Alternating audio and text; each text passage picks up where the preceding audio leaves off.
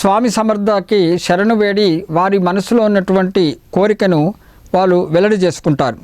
అప్పుడు స్వామి సమర్థ ఆ దంపతులని ఆశీర్వదిస్తారు. మీకు సంతానం కలుగుతుంది అని ఆశీర్వదించడం జరుగుతుంది. మరి ఆ దంపతులు పుట్టబోయేవారు ఎవరు స్వామి అని అడుగుతారట. మరి వెంటనే స్వామి సమర్థ ఏమంటారంటే ఆ ప్రశ్న వేయంగానే నాకు గాజులు కావాలి అని అన్నట్ట. స్వామి సమర్థ చేతులు చూపిస్తూ నాకు గాజులు కావాలి అని అన్నట్ట. అలాగే వెంటనే ఏం చేశారంటే అక్కడ ఉన్నటువంటి పొయ్యి దగ్గరికి వెళ్ళి స్వామి సమర్థ కూర్చోవడం చేశారు. అంటే ఒక ఆడ మనిషి చేసే ఆడవాళ్ళు చేసేటువంటి ఆ చర్యలను స్వామి సమర్థ చూపించారు. గాజులు ఎవరు వేసుకుంటారండి? స్త్రీమూర్తే కదా. అలాగే వంట చేసేది కూడా స్త్రీమూర్తే కదా చేసేది. కాబట్టి పుట్టబోయేది ఆడపిల్ల అనేటువంటి సూచనగా స్వామి సమర్థ ఆ రాజుగారికి చూపించడం జరిగింది అనే విషయం మనం ఇందులోని అంతరార్థాన్ని గ్రహించాలి. మరి ఆ దంపతులు కూడా స్వామివారి యొక్క చేష్టను గ్రహించి వాళ్ళకి పుట్టబోయేది ఆడపిల్ల అనే విషయం వాళ్ళు గ్రహిస్తారటండి. అయితే పాపం ఆ దంపతులు ఆడపిల్ల పుడితే మరి దానికి తప్పు అని భావనతో కాకుండా వాళ్ళు రాజులు కాబట్టి మరి రాజ్యానికి వారసుడు ఉంటే బాగుంటుందని ఉద్దేశంతో మగపిల్లవాడైతే మంచిది కదా, మరి వారసుడుగా పుడితే మరి ఆ రాజ్యాన్ని ముందు ముందు ఏలుకుంటాడు కదా అనేటువంటి ఒక సద్భావనతో కొంచెము అనుకుంటారు, వారు మనసులో అనుకుంటారు. మరి ఆ మగపిల్లవాడు పుడితే బాగుంటుంది కదా, వారసుడు అయితే మేలు అవుతుంది కదా అని తలుస్తారు వాళ్ళిద్దరు కూడా. అయితే స్వామి సమర్థ వారి మనసులోని మాటను గ్రహించి ఒకరోజు ఏం చేస్తారంటే ఆ దంపతులు ముందే స్వామి సమర్థ ఒక ఫిరంగి దగ్గరికి వెళ్తారట. మరి వాళ్ళు రాజులు కదండి, రాజ్యం కదా, ఫిరంగులు అన్నీ ఉంటాయి. ఆ ఫిరంగి దగ్గరికి స్వామి సమర్థ వెళ్ళి దీనికి నిప్పు పెట్టండి రా అని అన్నట్ట. స్వామి సమర్థ నిప్పు పెట్టండి రా అని గట్టిగా అరిచారట.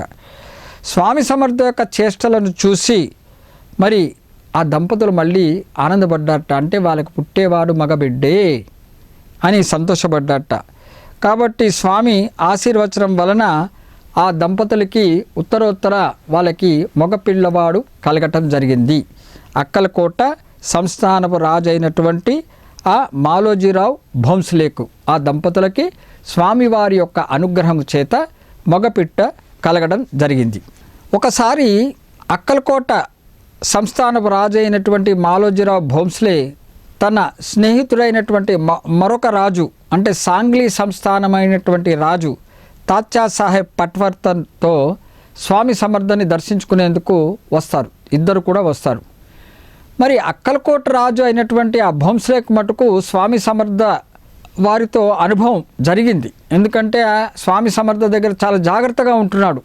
ఇదివరకు అతనికి ఒక అనుభవం కలిగింది కదండి. అహంకారం ప్రదర్శిస్తే స్వామివారు ఊరుకోరనేటువంటి వారికి అనుభవం కలుగుట చేత చాలా జాగ్రత్తగా స్వామి సమర్థ దగ్గరికి పలకి దిగి స్వామి సమర్థని దర్శించుకోవడం జరిగింది. కానీ ఈ అక్కలకోట సంస్థానపు రాజు స్నేహితుడైనటువంటి ఆ తాత్యా సాహెబ్ పట్వర్తన్ మటుకు స్వామి సమర్థ దగ్గరికి మొదటిసారిగా వచ్చాడు కదా, అతను పల్లకిలోనే కూర్చున్నాడు. పల్లకిలోంచి దిగలేదు స్వామి సమర్థ దర్శించుకునేందుకు. నేను మహారాజును కదా, మరి ఆయన సాంగ్లీ సంస్థానం రాజు కదా అనేటువంటి ఒక ఉద్దేశంతో ఆయన పల్లకిలోనే కూర్చుని స్వామి సమర్థ దగ్గరికి వెళ్ళాట అతను. మరి స్వామి సమర్థ ఆయన గమనించాడు.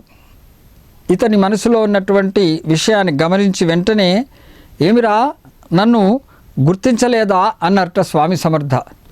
ఈ సాంగ్లీ సంస్థానం రాజు అయినటువంటి తాత్యా సాహెబ్ పట్వర్తన్తో ఏమిరా నువ్వు నన్ను గుర్తించలేదా అన్నట్ట స్వామి సమర్థ. నీవు ఎవరికంటే పెద్దవాడివిరా అన్నట్ట. మళ్ళీ నువ్వు ఎవరికంటే పెద్దవాడివిరా అని స్వామి సమర్థ నిలదీసి అడిగాడు ఆ సాంగ్లీ సంస్థాన రాజు అయినటువంటి పట్వర్ధన్ను. ఎవరికంటే పెద్దవాడివిరా నువ్వు, ఎవరికిరా నువ్వు రాజు, నువ్వు ఎవరికిరా రాజువి అని కూడా మళ్ళీ తిరిగి ప్రశ్నించట. చాలా కఠినమైనటువంటి ప్రశ్నలు స్వామివారు అతన్ని వేయటం జరిగింది. నీ పూర్వజన్మ మర్చినావా అన్నట్ట మళ్ళీ. అంటే ఇప్పుడు నువ్వు రాజుగా ఏదైతే చలామణి అవుతున్నావు కానీ అసలు నీ పూర్వజన్మ అనేది నీకు తెలుసా అసలు అన్నట్టుగా హెచ్చరించట స్వామి సమర్థ ఈ సాంగ్లీ రాజుని. అని అనగానే వెంటనే ఆ రాజుకు ఆ సాంగ్లీ రాజు పల్లకిలోంచి దిగి స్వామి సమర్థకి బంగారం ఉంగరాలు అలాగే కోవా కూడా ఇచ్చట. మరి స్వామి సమర్థ ఆ ఉంగరాన్ని మట్టుకు ముట్టుకోలేదు, బంగారం ఉంగరాన్ని ముట్టుకోలేదు. ఆయన నీకు అవి రత్నాలై ఉండొచ్చురా స్వాంగ్లీ రాజుతో అన్నట్టు స్వామి సమర్థ, నీకు అవి రత్నాలై ఉండవచ్చురా, నాకు మట్టుకు అవి రాళ్ళు రా అని చెప్పారట స్వామి సమర్థ. నీకు అవి రత్నాలు కానీ ఇవి నాకు రాళ్ళు రా అని చెప్పారట స్వామివారు. అతను వెంటనే ఆ సాంగ్లీ రాజు ఆశ్చర్యపోయాట. మరి అక్కలకోట సంస్థాన రాజుకు తెలుసు స్వామివారి గురించి, అతను మౌనంగా చూస్తున్నాడు జరుగుతున్నది అక్కడ. సాంగ్లీ రాజు మటుకు ఆశ్చర్యపోయాట స్వామివారి యొక్క ఆ చర్యను చూసి. వెంటనే క్షమాపణ కోరుకున్నాడు. స్వామి సమర్థ పాదాల మీద పడి ఆ సాంగ్లీ రాజు కూడా క్షమాపణ కోరటం జరిగింది.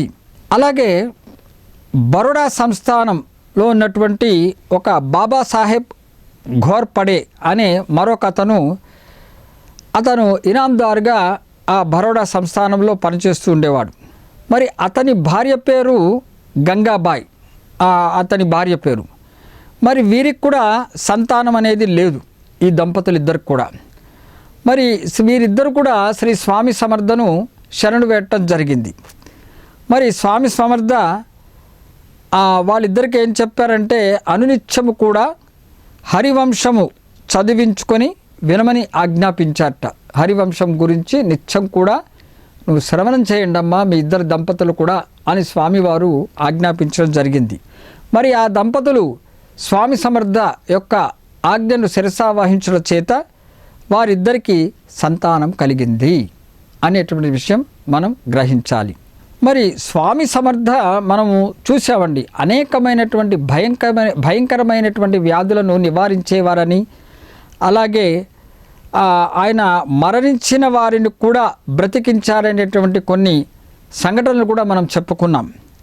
అంటే ఆయన మృత్యుంజయుడు, పేదల పాలిట పెన్నిదిగా, అలాగే వారిని నమ్ముకున్న భక్తులకు ఆయన సన్నిధిగా ఉంటూ రక్షణ ఇస్తూ అభయప్రదాతగా ఉండేవాడనే విషయం మనం గ్రహించాలి. వారికి స్వామి సమర్థకి రాజైనా ఒక్కరే, అలాగే పేదవాడైనా కూడా ఒక్కరే, ఇద్దరు సమానమే, సమానత్వం కలిగినట్టు వారే ఆ పరమాత్ముడు అనే విషయం మనం గ్రహించుకోవాలి. మరి ప్రభుల యొక్క సంపదలకు కానీ ఆడంబరములకు కానీ ఆయన ఎప్పుడూ కూడా లొంగేవారు కాదు స్వామి సమర్థ. ఎందుకంటే వారు సాక్షాత్తు దత్తాత్రేయుల స్వామి వారు, ఆ భగవంతుడే వారు. మరి ఆ భగవంతుడికి అలాంటి విషయాలు మీకు లోబడి ఉండరు కదా అనే విషయం మనం గ్రహించాలి. కాబట్టి వాళ్ళు లొంగనివారు, ఆడంబరాలకి లొంగనివారు. మరి నిరుపేద భక్తుల యొక్క ప్రేమకు లొంగేవారు స్వామి సమర్థ. ఇది ముఖ్యమైనటువంటి, ఆడంబరాలకు లొంగరు, ప్రేమకు లొంగుతారు అనేటువంటి విషయము మనము గ్రహించాలి. ఆడంబరాలు ప్రదర్శిస్తే స్వామి సమర్థకి ఆగ్రహం కలిగేటండి. అనురాగం చూపిస్తే స్వామి సమర్థకి చాలా ఆ ప్రేమకు ముగ్ధులై అనుగ్రహిస్తారట స్వామి సమర్థ. ఇది మనం గమనించుకోవాల్సినటువంటి విషయము. మరి సంతానం లేని వారికి సంతాన ప్రాప్తి కూడా కలిగిస్తూ ఉండేవారట స్వామి సమర్థ. ఇది మనము దత్తాత్రేయుల స్వామి వారి యొక్క స్వామి సమర్థ ఇంతటి మహనీయులు. వీరి గురించి మనము ఈ తెలుసుకోవాల్సిన విషయాలు ఇది ముఖ్యమైనవి. తర్వాత ఎవరు ఏ రూపంలో ఆరాధిస్తారో ఆ రూపంలోనే స్వామి సమర్థ వారికి దర్శనమిస్తారు. అది ఎలాగనేది ఇప్పుడు మనం తెలుసుకుందాం. భగవద్గీతలో కృష్ణ పరమాత్ముడు చెప్తాడండి మనకి 4వ అధ్యాయంలో 11వ శ్లోకంలో చెప్తారు స్వామివారు, అర్జున ఎవరు ఏ రూపంలో నన్ను ఆరాధిస్తారో నేను ఆ రూపంలోనే వారికి దర్శనమిస్తాను అని చెప్తారట కృష్ణ భగవానుడు. ఆ కృష్ణ భగవానుడు అంటే పరమాత్ముడు చెప్పినదే ఈ స్వామి సమర్థ ఎలా రుజువు చేశారనేది ఇప్పుడు చూద్దాం. బరోడా నివాసిలో రామశాస్త్రి అనే అతను అక్కలకోటకు వచ్చేటండి. వారు స్వామిని దర్శించుకొని తర్వాత దక్షిణ దేశంలో శ్రీ కార్తిక స్వామిని అనే ఒక క్షేత్రం ఉంది, అక్కడ దర్శించుకోవటానికి వెళ్ళాలని అనుకున్నాడు ఆ బరోడా నివాసి అయినటువంటి రామశాస్త్రి. మరి స్వామి సమర్థని దర్శించుకొని స్వామిని అడుగుతాడు, స్వామి మరి నేను ఇట్లా శ్రీ కార్తిక శ్రీ స్వామిని దర్శించుకోవాలనుకుంటున్నాను, మరి దక్షిణ దేశంలో ఉన్నటువంటి ప్రదేశంలో మరి అని నాకు అనుగ్రహం ఇవ్వండి స్వామి అని స్వామిని దర్శించుకున్నప్పుడు ఆ భక్తుడు చెప్పడం జరుగుతుంది. కానీ స్వామి సమర్థ ఆ మాట విని అనుజ్ఞ ఇవ్వలేదుట స్వామివారు. మరి ఒక కార్తీక పౌర్ణమి రోజున శ్రీ స్వామి సమర్థకి హారతి ఇస్తున్నట్టండి. అప్పుడు ఈ భక్తుడు అక్కడే ఉన్నాడు, ఎవరైతే బరోడా నివాసి రామశాస్త్రి అక్కడే ఉన్నాడు. శ్రీ స్వామికి హారతి ఇస్తుంటే శ్రీ స్వామి సమర్థ ఉన్నట్టుండిగా ఆయన కార్తీక స్వామిగా మారి దర్శనమిచ్చారట ఆ భక్తుడికి. అంటే అక్కడికి వెళ్ళని అవసరం లేదు, అన్నీ ఇక్కడే అని స్వామివారు రుజువు చేయటం జరిగింది. అంటే సకల దేవీ దేవతా స్వరూపులే శ్రీ దత్తాత్రేయుల స్వామివారు, ఆ వారే శ్రీ స్వామి సమర్థ అక్కలకోట మహారాజు గారు అనేటువంటి విషయము మనము గ్రహించాలి. అక్కలకోటయే సకల పుణ్యక్షేత్రం అని కూడా గ్రహించాలి. ఎందుకంటే ఆ భక్తులు అక్కడికి వెళ్దామనుకున్నారు, కానీ దక్షిణ దేశంలో ఉన్నటువంటి మరి శ్రీ కార్తీక శ్రీ స్వామిని దర్శించుకోవాలనుకున్నారు కదా, ఆ పుణ్యక్షేత్రానికి వెళ్ళి అది ఇక్కడే ఉందని స్వామి రుజువు చేశారు. ఆ భక్తుడికి మరి ఒక హారతి ఇస్తున్నప్పుడు కార్తీక పౌర్ణమి రోజున స్వామివారికి హారతి ఇస్తున్నప్పుడు స్వామివారు కార్తీక స్వామిగా దర్శనమిచ్చారనే విషయము మనం గ్రహించాలి. ఇంకొక విషయం కూడా చెప్పుకున్నామండి మనం, ఏదంటే ఒక మహాత్ముడు స్వామి సమర్థను దర్శించుకునేందుకు వస్తాడు అని చెప్పుకున్నాం మనం. ఆ విషయం ఆయన ఎవరికి ఏ రూపంలో ఆరాధిస్తారో ఆ రూపమే స్వామివారు దర్శింపచేస్తారనే విషయం చెప్పడానికి మళ్ళీ ఆ విషయాన్ని గుర్తు చేస్తున్నాడు. ఒక మహాత్ముడు స్వామి సమర్థ దగ్గరికి వస్తాడు, వచ్చి స్వామి సమర్థతో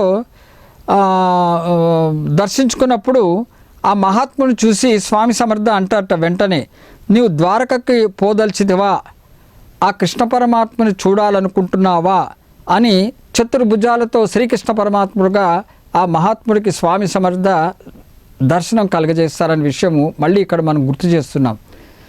అంటే ఇందాక భక్తుడికేమో కార్తీక స్వామిగా చూపించారు, ఇక్కడేమో కృష్ణ భక్తుడికి కృష్ణ పరమాత్మగా చూపించాడు. అందుకని భగవద్గీత శ్లోక ప్రకారము శ్రీ స్వామి సమర్థ ఎవరిని సేవిస్తున్నారో వారి యొక్క దర్శనం స్వామి సమర్థ ఆ భక్తుడికి కలుగజేస్తున్నాడనే ఉద్దేశంతో చెప్పబడినటువంటి లీల ఇది. స్వామి సమర్థ భక్తుడైనటువంటి చింతోపంత్ అనే అతని దగ్గర శ్రీ మహావిష్ణువు విగ్రహం ఉండేదిటండి. ఆ చింతోపంత్ దగ్గర అతను ఆ విగ్రహాన్ని తన ఇంట్లోనే పెట్టుకొని అనిత్యం కూడా పూజ చేస్తూ ఉండేవాడు శ్రీ మహావిష్ణువుకి. ఆ చింతోపంత్ అతను ఆ విగ్రహాన్ని కూడా నిత్యం పూజ చేస్తూ ఉండేవాడు. ఒకసారి ఏం చేస్తాడంటే ఆ చింతోపంత్ కోటి తులసి పూజ చేయాలని సంకల్పించుకొని ఆ పూజని ప్రారంభిస్తాడు. కోటి తులసి పూజ చేద్దామని అనుకుంటాడు. మహావిష్ణువు కదండి, మహావిష్ణువు విగ్రహం ఉంది కదా, మరి తులసి అంటే మరి ఇష్టం కదా స్వామివారికి. అలాంటిది కోటి తులసి పూజ చేయాలని సంకల్పించుకుని ప్రారంభిస్తాడట మరి ఆ చింతోపంత్ అనే భక్తుడు. సరిగ్గా పూజ వేళకి పూజ ప్రారంభించే సమయానికి అక్కడ శ్రీ స్వామి సమర్థ వారి ఇంటికి రావడం జరిగింది, ఆ భక్తుని ఎంట రావడం జరిగింది. ఎవరొచ్చారండి? సాక్షాత్తు మహావిష్ణువే కదా. మరి మహావిష్ణువుని విగ్రహ రూపంలో అతను ఇంట్లో పెట్టుకున్నటువంటి ఆ భక్తుడికి మహావిష్ణువే సాకార రూపంలో కదలి వచ్చాడు తన ఇంటికి. మరి కోటి తులసి పూజ చేద్దామని సంకల్పించుకున్నప్పుడు ఆ పూజను స్వీకరించుకునేందుకే ఆ స్వామి సమర్థ అక్కడికి రావడం జరిగింది చింతోపంత్ ఇంటికి. మరి స్వామి సమర్థ సకల దేవీ దేవతా స్వరూపులను చెప్పడానికి మరొక నిదర్శనం ఇది. శ్రీ మహావిష్ణువుగా అక్కడ అవతరించారు, వచ్చారు, ప్రకటనమయ్యారు అనే విషయం మనం గ్రహించాలి. వెంటనే ఆ భక్తుడు ఆ చింతోపంత్ తులసి దళాలతో ఆ విగ్రహానికి పూజ చేయకుండా, మహావిష్ణు విగ్రహానికి నిత్యం పూజ చేసే ఆ భక్తుడు మరి ఆ విగ్రహానికి పూజ చేయకుండా సాక్షాత్తు శ్రీ స్వామి సమర్థ పాదాలకే ఆయన పూజ చేసేట ఆ తులసి దళాలతో చక్కగా ఆనందంతో పోయట. ఆనందంతో చెంది ఆ పూజని చేశాడు పూర్తిగా.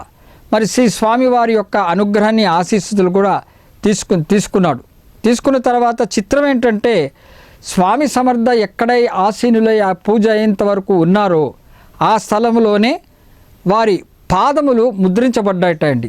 వారు వెళ్ళిపోగానే స్వామి సమర్థ యొక్క పాదములు అక్కడ పడ్డాయట. అక్కడ పూజ తులసి దళతో పూజ చేశాడు కదా, మరి కోటి తులసి దళాలతో పూజ చేసినటువంటి ఆ పాదాలకి స్వామివారు వెళ్ళిపోయిన తర్వాత ఆ స్థలంలోనే స్వామివారి యొక్క పాదాలు ముద్రింపబడ్డాయి అనే విషయము గ్రహించాలి. ఎంత అద్భుతమైనటువంటి లీలో స్వామివారి ఆ భక్తుణ్ణి ఎంత చక్కగా ఆశీర్వదించారో అనే విషయం కూడా మనం గ్రహించాలి. ఇప్పుడు మరొక విషయం తెలుసుకుందాం. ఒక ముస్లిం అతను ఉన్నాడు, అతని పేరు సయ్యద్ మొహమ్మద్. అతను కూడా తత్వవేత్త. ఆయన శ్రీ స్వామి సమర్థ ఎక్కడ ఉన్నాడో అని అన్వేషిస్తూ వెతికి చివరికి స్వామివారి కడకు వచ్చాట. మరి స్వామి సమర్థ అతన్ని చూడంగానే నేనే స్వామి సమర్థని అని చెప్పారట స్వామివారు ఆ సయ్యద్ మొహమ్మద్తో. ఎందుకంటే చాలా తిరిగి వచ్చాడు ఎక్కడ స్వామి సమర్థ అని. మరి ఆయన చూడంగానే స్వామివారు చెప్పడం జరిగింది నేనే ఆ స్వామిని అని. అప్పుడు సయ్యద్ మొహమ్మద్ ఏం చేశారంటే స్వామివారిని చూడంగానే మరి స్వామి సమర్థ యొక్క గంభీర స్వరం వినంగానే అతను ముందు భయపడిపోయాట. ఎందుకంటే ఆయన ఆజానుభావుడు, చెప్పుకున్నాం రూపురేఖల గురించి చెప్పుకున్నాం, స్వామి సమర్థ ఎలా ఉంటారనేది. ఆయన కంఠస్వరం కూడా చాలా గంభీరంగా ఉంటుందండి స్వామి సమర్థ వారు. ఎందుకంటే రుద్రావతారం అతని వారిది కాబట్టి ఆయన స్వరం కూడా చాలా గంభీరంగా ఉంది. మరి ఆ స్వరాన్ని విని ఆ సయ్యద్ మొహమ్మద్ భయపడ్డట, కనులు కూడా మూసుకున్నట్ట భయపడిపోయి. మనం భయం వేస్తుంటే మన సహజంగా ముందు మనం నేత్రాలను మూసుకుంటాం, మనం గమనిస్తే తెలుస్తుంది, ముందు అలా కళ్ళు మూసేసుకుంటాం. అలాగే ఆ భక్తు అతని విషయంలో కూడా జరిగింది. స్వామి సమర్థ ఆ విధంగా గంభీరంగా మాట్లాడుట చేత కాసేపటికి ఏం చేశాడంటే మేల్కొని ఆ సయ్యద్ మొహమ్మద్ మోకాళ్ళ మీద కూర్చొని ఇట్లా అన్నట్ట. అప్పుడు ఆ సయ్యద్ మొహమ్మద్, ఓ స్వామి, నీవు సాక్షాత్ హజరత్ అలీయే, నేను ఎందరినో దర్శించాను అన్నట్ట సయ్యద్ మొహమ్మద్. ఎందుకంటే తత్వవేత్త అని చెప్పుకున్నాం ఇందాక మనం. నేను ఎందరినో దర్శించాను, కానీ ఇంతటి మహాదర్శనము ఎన్నడూ కలగలేదు అన్నట్ట భక్తుడు. నీ సేవ చేసుకునే భాగ్యము కలిగించు స్వామి అని స్వామి సమర్థ పాదాల మీద పడి ఆ సయ్యద్ మొహమ్మద్ అన్నారు. చాలా సంతోషంతో చాలా మనస్ఫూర్తిగా స్వామివారిని వేరుకోవటం జరిగింది. అప్పుడు స్వామి సమర్థ ఆ మాటలు విని ఇలా అన్నట్టండి, నేను సర్వాంతర్యామిని, కావున నీవు హైదరాబాదులోనే ఉండి సాధన చేసుకో అని చెప్పాట ఆ సయ్యద్ మొహమ్మద్కి స్వామివారు. అంటే అతను ఎక్కడ ఉన్నాడు, ఎక్కడి నుంచి వచ్చాడు అనేటువంటి విషయం స్వామి సమర్థకి పూర్తిగా తెలుసు. సాక్షాత్ దత్తాత్రేయుల స్వామి వారి కాబట్టి వారికి తెలియనిదంటూ ఏదీ లేదు. కాబట్టి స్వామివారు ఏం చెప్పారంటే, నేను సర్వాంతర్యామిని కాబట్టి నువ్వు హైదరాబాదులోనే ఉంటూ నీ సాధన చేసుకుంటూ ఉండు అని స్వామివారు అనుగ్రహించట ఆ సయ్యద్ మొహమ్మద్ని. అలాగే నైజాం ప్రాంతంలో నుంచి మరొక ముస్లిం భక్తుడు స్వామిని దర్శించుకోవాలనే ఉద్దేశంతో అక్కలకోటకు వచ్చాట. నైజాం ప్రాంతం నుంచి వచ్చి స్వామి సమర్థ వారి చరణాల మీద పడి, స్వామి నాకు శాంతిని ప్రసాదించు తండ్రి అని కోరుకున్నట్ట. నాకు శాంతి కావాలి స్వామి, శాంతిని ప్రసాదించండి అని వేడుకున్నాడు. మరి స్వామి సమర్థ ఆ భక్తుడి వైపు తదేకంగా చూసేట అండి. తదేకం చూసి ఎరుకతో దైవాన్ని తెలుసుకో అని అన్నారట. ఎరుకతో నువ్వు దైవాన్ని తెలుసుకో అని అన్న వెంటనే ఆ ముస్లిం భక్తుడు వెంటనే సమాధిలోకి వెళ్ళిపోయాట. ఆ నైజాం నుంచి వచ్చినటువంటి ఆ ముస్లిం భక్తుడు ఎప్పుడైతే స్వామి సమర్థ నువ్వు ఎప్పుడు కూడా దైవాన్ని ఎరుకలో ఉంచుకో అని ఎప్పుడైతే అన్నారో, ఎరుకతో దైవాన్ని తెలుసుకో అని ఎప్పుడైతే అన్నారో, వెంటనే తదేకంగా చూశారు స్వామి సమర్థ ఆ భక్తుడిని. అతను సమాధిలోకి వెళ్ళిపోయాట. తిరిగి కొంతసేపు అయినప్పటికీ అతనికి స్పృహ వచ్చింది. వచ్చి అతనికి దర్గా, మక్కా, మదీనా దర్శనమైందిట. స్వామి సమర్థ పాదాలపై పడి నమస్కరించుకున్నట్ట వెంటనే అవన్నీ చూసి. మరి అతను నైజాం నుంచి వచ్చాడు కదా, స్వామివారికి ఆ సమాధిలోకి వెళ్ళిపోయిన తర్వాత తిరిగి స్వామివారి యొక్క అనుగ్రహం చేత బయటకు వచ్చిన తర్వాత ఆయనకి ఏమేమి దర్శనమైంది, దర్గా దర్శనమైందిట. అలాగే మక్కా మసీదు కూడా దర్శనమైందిట. అంతటి దర్శనం పొందిన తర్వాత ఆనందం చెంది అతను స్వామివారి యొక్క పాదాల మీద పడి మరి నమస్కరించుకున్నట్ట ఆ భక్తుడు కూడా. అలాగే మరి స్వామి సమర్థ తదుపరి అవతారం అంటే దత్తాత్రేయుల స్వామి వారి యొక్క తదుపరి అవతారమైనటువంటి షిరిడి సాయిబాబా గారు కూడా ఎంతోమంది భక్తులు బాబాని చూడటానికి వచ్చేవారు. ఒక్కొక్కరు అనేకమైనటువంటి రూపాల్లో ఉన్న దైవాన్ని కొలిచేవారు. అటువంటి భక్తులు సాయిబాబా గారిని చూసినప్పుడు సాయిబాబాలో వారి యొక్క ఇష్టదైవాన్ని చూసేవారటండి. ఇప్పుడు ఎలాగైతే స్వామి సమర్థ అక్కలకోట మహారాజు గారు మరి మనం ఇందాక చెప్పుకున్నాం కదా, మరి విఠల పాండురంగడి యొక్క భక్తుడి విషయం గురించి చెప్పుకున్నాము, కృష్ణ భక్తుడి గురించి చెప్పుకున్నాము, తర్వాత మహావిష్ణు విగ్రహం పెట్టుకున్నటువంటి భక్తుడి గురించి చెప్పుకున్నాము, తర్వాత అలాగే నైజాం నుంచి వచ్చినటువంటి ఒక ముస్లిం భక్తుడి గురించి చెప్పుకున్నాము, అలాగే మరొక భక్తుడు మరి సయ్యద్ మొహమ్మద్ గురించి కూడా చెప్పుకున్నాము.